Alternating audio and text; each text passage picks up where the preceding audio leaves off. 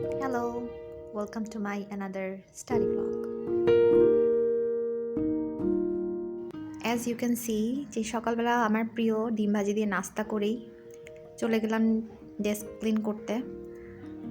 সকালবেলা হাজব্যান্ডকে অফিসে পাঠিয়েই বাকি আসলে পড়তে বসার জন্য প্রিপারেশন নিই, কারণ এই সকালটা ছাড়া আসলে আমি টাইম ম্যানেজ করতে পারি না। সন্ধ্যার পরে দেখা যায় পড়া গোছানো থাকলেও আর পড়াতে তেমন কনসেন্ট্রেট করতে পারি না। তাই সকালে যেহেতু মাথাটা ঠান্ডা থাকে, তাই চেষ্টা করি একটু বেশি করে পড়ে ফেলার বা একটু বেশি মনে রাখার, যেটাই বলি। নাহলে সারাক্ষণ কাজের প্রেশার একটা মাথায় ঘুরতে থাকে সন্ধ্যার পর।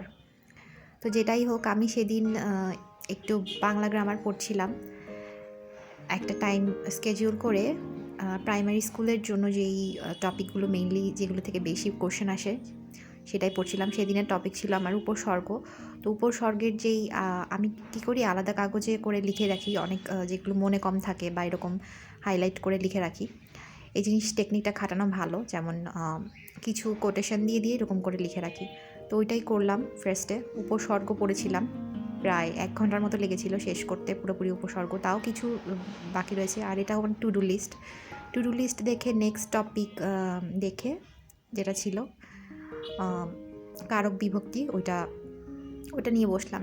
তারপর তখন অলরেডি আমার একটু পরেই আমার খিদা লেগে গেছে, কি বলবো, খুবই খারাপ লাগছিল। এই পার্টটাতে আমি আসলে রিকল করার চেষ্টা করছিলাম। সো এই তো দুপুরের লাঞ্চ টাইমে লাঞ্চ করে সো এই তো আবার পড়তে বসে গেলাম। আমি আসলে রাতের থেকে যেটা বললাম, সকালের টাইমটাকে বা দুপুর পর্যন্ত পড়ে টপিকগুলো শেষ করার চেষ্টা করি, কারণ সকালে যেই ইফোর্টটা দিতে পারি সন্ধ্যার পরে দেখা যায় আমি সেই ইফোর্টটা দিতে পারি না। সো এই তো প্রাইমারি প্রিপারেশনের জন্য নেক্সট ব্লগগুলোতে আমি চেষ্টা করব কী কী টপিকগুলোতে বেশি আমরা ফোকাস করতে পারি। যেমন আমি বাংলা পড়ছিলাম সেদিন। সো বাংলার মধ্যে উপসর্গ শেষ করার পর আমি কারক বিভক্তি পড়েছিলাম।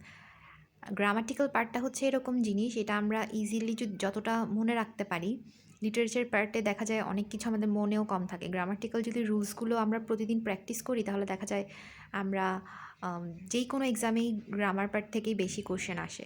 সো এই তো সেদিন এভাবেই দিনটা শেষ হলো। Thanks for watching.